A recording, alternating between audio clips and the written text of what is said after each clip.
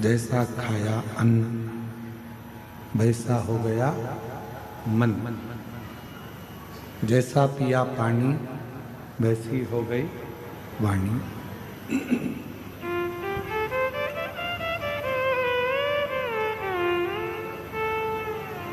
हिरण्यकशिपु के शरीर का रक्त नरसिंह भगवान के शरीर को लग गया तो क्रोध और तीव्र हो।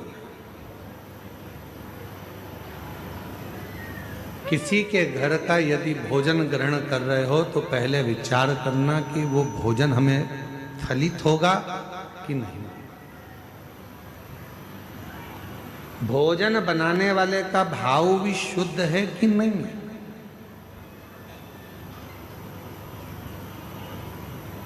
एक कितना सुंदर प्रसंग आता है कि एक राजा हमेशा मरने का सोचता था। रानी उसको समझाती थी तुम्हारे घर में जब राजपाट है, धन है, वैभव है, संपदा है, सत्ता है, दौलत है, जमीन है, जायदाद है, बच्चे हैं, तो फिर मरने का क्यों सोचते। राजा को समझ में नहीं आता था कि मैं मरने का क्यों सोचता हूं, मेरे में ये बुद्धि आती कहां से। राजा एक दिन अपने गुरुजी के पास गया, गुरुदेव से जाकर कहा गुरुजी एक बात समझ में नहीं आती, मेरे मन में ये भाव नहीं समझ में आ रहा कि आखिर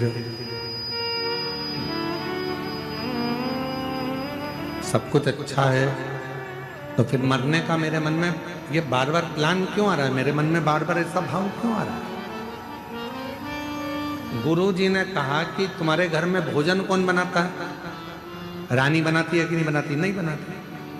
कौन बनाता है तो कि एक सेविका आती है, एक दासी आती है, वो भोजन बनाने वाली दासी सेविका भोजन बनाती है। अच्छा पता करो उस सेविका को कोई तकलीफ तो नहीं है।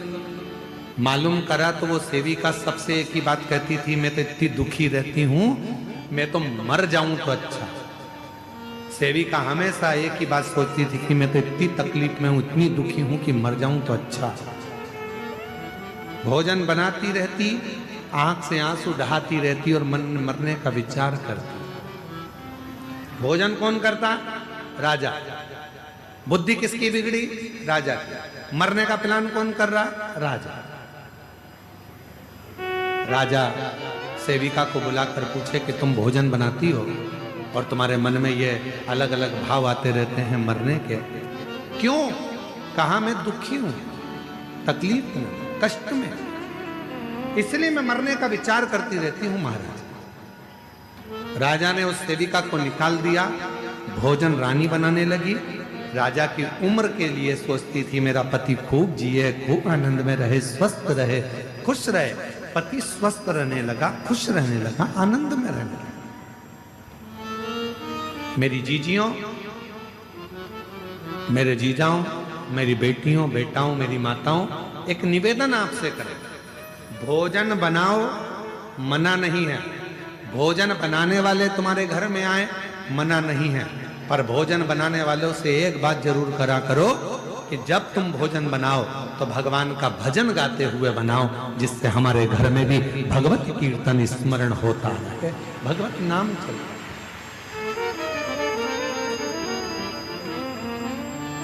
अब वो अपने दुखड़े रो रो कर, दुखड़े बोल बोल कर भोजन बनाए। अब मालूम पड़े अंदर इतना गुस्सा आ रहा, इतना गुस्सा आ रहा, और वो पूरा गुस्सा आटे उसनने में, इससे तो ये करा, और आटा उसन रही है, रोटी का आटा मल रही, और अंदर से गुस्से में लाल होती चली जा रही, और आटे पे सारा गुस्सा निकाल दिया, और वही आटे की रोटी बनी। जिसने खाई, घर में लड़ाई लड़ाई, ये भी लड़ रहा है, वो भी लड़ रहा है, भाई भाई लड़ रहा है, बहन भाई लड़ रहा है, सास चिल्ला रही, बहू चिल्ला रही। क्यों? क्योंकि वो आटे में तुम्हारा क्रोध चले गया। कई माताओं की आदत रहती है, चावल में सीटी नहीं आती। अरे बोले तो जम के, चावल में सीटी नहीं आती तो गुस्से में वो चावल की सीटी बार बार सीटी पर वो आई नहीं, तो इसने 2 बार लाया, ऐसे 2 बार सोते नहीं। आखिरी में उसने धम के दिया रपा। अब तुमने तो चावल में देर रख के गुस्सा निकाल रही हो चावल की सीटी पर। चावल की सीटी में जो बूंद बूंद भाप का पानी अंदर गिर रहा था उसमें तुम्हारा क्रोध भी उस चावल में चला गया। किसी ने खाया, गुस्से में लाल हो गया। तुम्हें समझ में नहीं आ रहा मेरे घर में ना जाने क्या हो गया। पहले बहुत शांति थी, आजकल जिसे देखो वो गुस्से में बोलता, वो झगड़ा करता, लड़ाई करता, क्रोध करता। क्या कारण? जो भोजन बन रहा है उसमें जरूर कुछ ना कुछ त्रुटि हो रही है। इसीलिए आप लोगों से कहते हैं कि कहीं मंदिर जाओ, देवालय जाओ, शिवालय जाओ, सीहोर कुबेरेश्वर धाम जाओ, तो आपसे निवेदन है कि होटल में भोजन कम करो। पहले कुबेरेश्वर धाम की खिचड़ी प्रसाद 2 रोटी कुबेर बाबा के भंडारे की अवश्य खाओ, जिससे हमारे रोग दूर हों, दुख दूर हों, कष्ट दूर हों, परेशानी, तकलीफ दूर।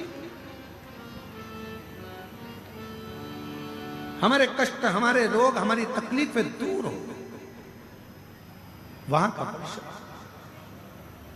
और शंभु शरणे पड़े मांगू घड़ी रे घड़ी, दुख काटो दया करी ने दर्शन आपो। शंभु शरणे पड़ी मांगू घड़ी रे। ये प्रेशर है, स्पीकरों का बढ़ाओ ना। काटो दया करी ने दर्शन। नरसिंह भगवान का क्रोध बहुत तीव्र था। हिरण्यकशिपु का रक्त शरीर में लग गया था, जिसके कारण बस उनको क्रोध आ रहा था, गुस्सा आ रहा था। क्रोध शांत नहीं हुआ। तब जब नरसिंह भगवान का क्रोध शांत नहीं हुआ, गुस्सा शांत नहीं हुआ, सारे देवताओं ने मिलकर भगवान देव अधिदेव महादेव से प्रार्थना करी।